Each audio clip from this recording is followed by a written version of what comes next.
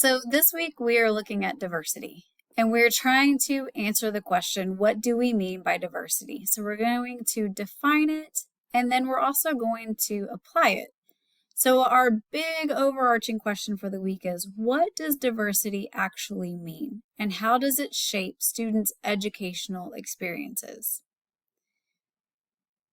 So with that being said, let's jump right into it. So an overview of all the points we're going to talk about today.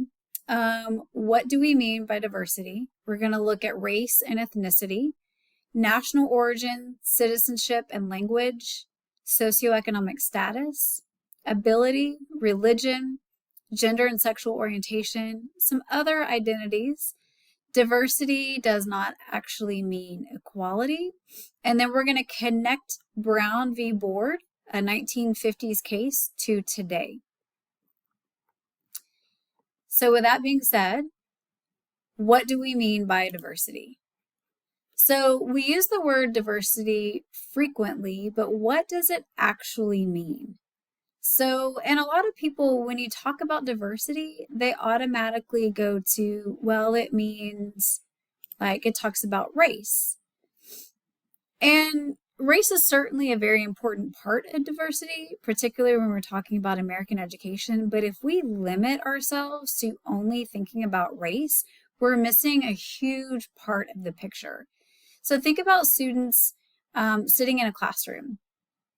They may differ by race and ethnicity. Those two are very different. We're going to split those apart and talk about the differences between race and ethnicity on the next slide.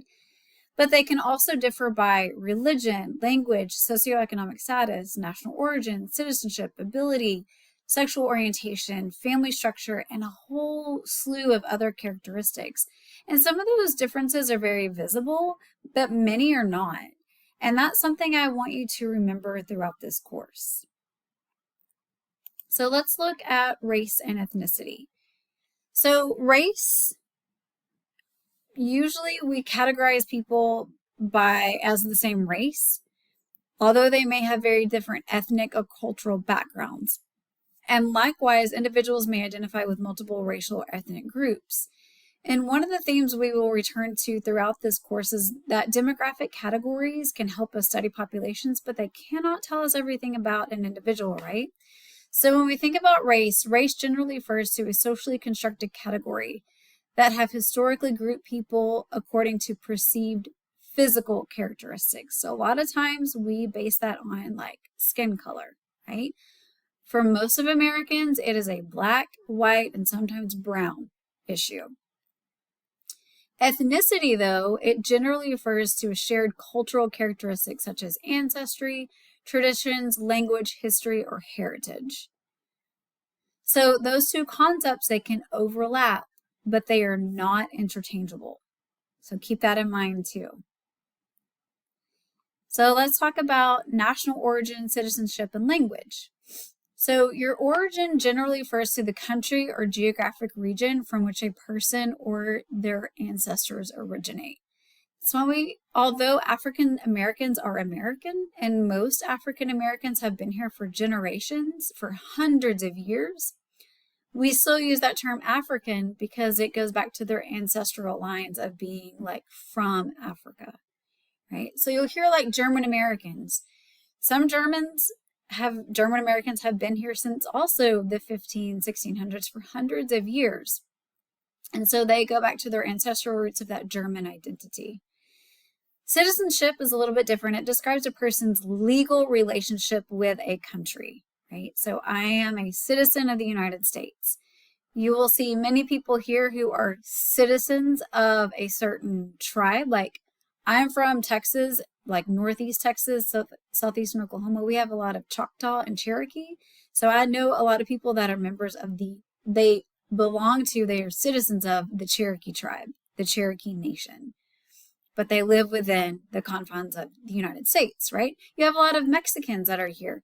So I am a citizen of Mexico, but I am here studying in America, or I'm here living in America, right? So language refers to a language or languages an individual uses to communicate. These characteristics sometimes overlap, but one does not automatically determine the other. So there is a reason educators need to avoid making assumptions based on a single demographic characteristic. Trying to switch to the next one. Oh, there we go, socioeconomic status. So students may have different access to technology, transportation, tutoring, extracurricular activities, stable housing, health care, or time and space to complete schoolwork. However, socioeconomic status should never be treated as a measure of a student's intelligence, motivation, or potential. So you probably heard this classified as being like, oh yeah, I came from a poor socioeconomic status, or I came from a poor background, or we were considered like lower middle class or upper middle class, or yeah, I grew up like in the 1%ers, I grew up very wealthy. So you may have heard it classified SES, socioeconomic status, as being like poor, middle class, or wealthy.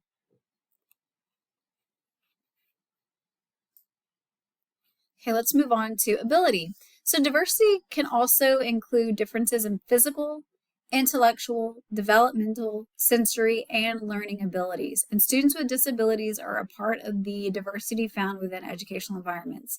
So later in this course, we're going to examine the legal protections associated with disability in education. But for now, I just want you to remember an important distinction. Difference doesn't automatically mean deficiency. So difference does not mean dumb or stupid, right? Educational environments can sometimes create barriers because they were designed around assumptions about what students should be able to do and how they should do it. Let's look at religion. Religious diversity includes students from many religious traditions as well as students who don't necessarily identify with a religion. So religion can influence holidays and observances, clothing, dietary practices, family traditions, values, schedules, and overall worldview. Educators working in diverse environments should recognize religious differences without assuming that every person belonging to a particular religion practices or believes exactly the same things. We'll return to religious freedoms in public education during our educational policy unit, but I just kind of wanted to introduce it to you briefly. Gender and sexual orientation are different characteristics also. So gender concerns identity and social categories associated with gender. Sexual orientation concerns patterns of romantic or sexual attraction. Both of these contribute to the diversity present in educational environments. As with other demographic categories in this module, educators should avoid assuming that one characteristic automatically tells them something about another aspect of a student's identity, beliefs, family, or experiences. And then other identities. So not every meaningful difference fits neatly within a demographic category that we've identified and defined. Students may also differ because of family structure, geographic background, military or veteran family status, age, first generation college status, rural, suburban, urban, or tribal community experiences, life experiences. These become especially important when we begin discussing culture and cultural identity. And people are rarely defined, again, by just one characteristic, right? We'll dive more into those later on. A school can also have a very diverse student population without every student having the same educational experiences or opportunities. And that distinction gives us a very important historical example. In 1954, the U.S. Supreme Court ruled in the Brown versus the Board of Education of Topeka, Kansas. And that state laws requiring racial segregation in public schools violated the Equal Protection Clause of the 14th Amendment. Don't worry, I will break all those big words down for you in a separate video. But that decision is one of the most significant legal milestones in American education.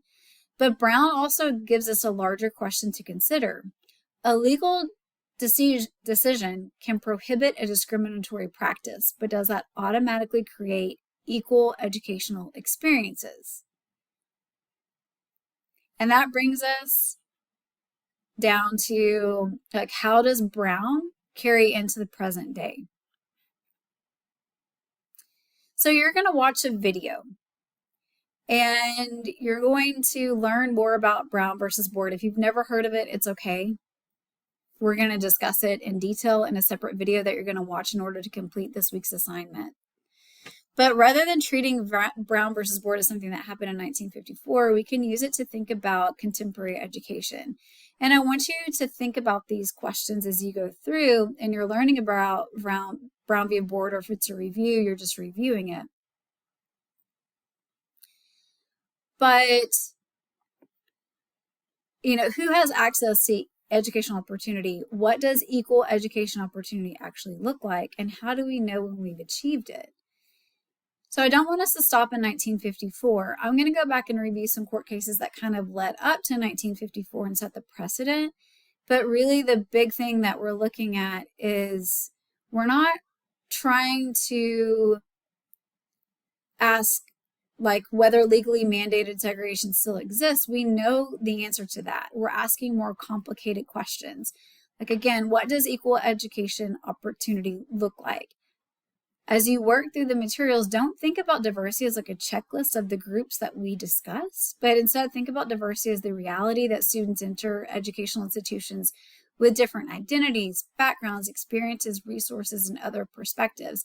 And our job throughout the course will be to figure out what that means for education. So beginning to look at these three questions, beginning to look at how do we know that we've achieved diversity, that we've achieved equity and equality in our education? How do we know what cultural diversity truly looks like in a classroom environment? And for some of you, in a work environment, what does that look like?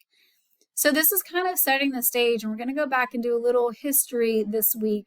When you watch that video, it's like a mini history lesson, but it really is connecting the dots and connecting it from the 1950s to 2026.